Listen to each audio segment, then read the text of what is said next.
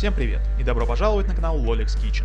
Новые рецепты выходят каждую неделю, так что подписывайтесь на канал и жмите на колокольчик, так вы не пропустите новые видеорецепты. В преддверии праздников многие сталкиваются с проблемой нарезания куриного мяса в салаты, то оно пересушено, то разваливается на волокна, и это следствие неправильной варки. Тут я вижу два варианта выхода из этой ситуации. Первый – это запечь курицу в духовке, и тут тоже не у всех может получиться, кто-то пересушит, кто-то не допечет. Второй вариант, и на мой взгляд идеально подходящий для всех, это сварить мясо, воспользовавшись способом, или как еще говорят лайфхаком, который я покажу в этом видео.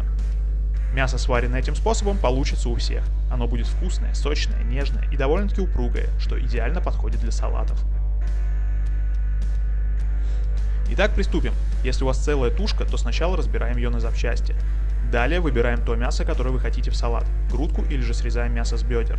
Я буду готовить грудку, так как с ней чаще всего у многих возникают проблемы с сухостью. Берем фольгу, сложенную в два слоя, кладем на нее куриное мясо, в моем случае грудку, и плотно заворачиваем как конфету.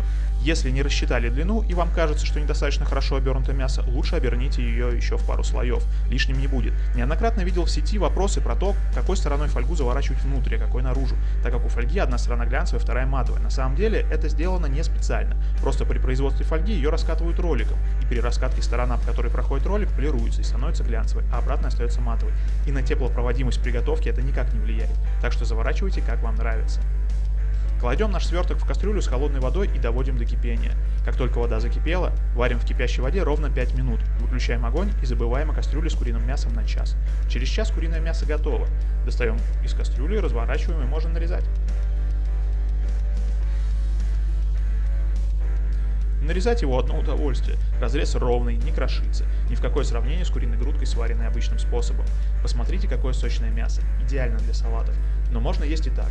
А главное, что меня удивило больше всего, когда готовил первый раз, вкусно и без соли. Не забывайте ставить лайк и подписывайтесь на мой канал. Впереди нас ждет еще много вкусных рецептов. Кушать подано. Приятного аппетита. Всем пока.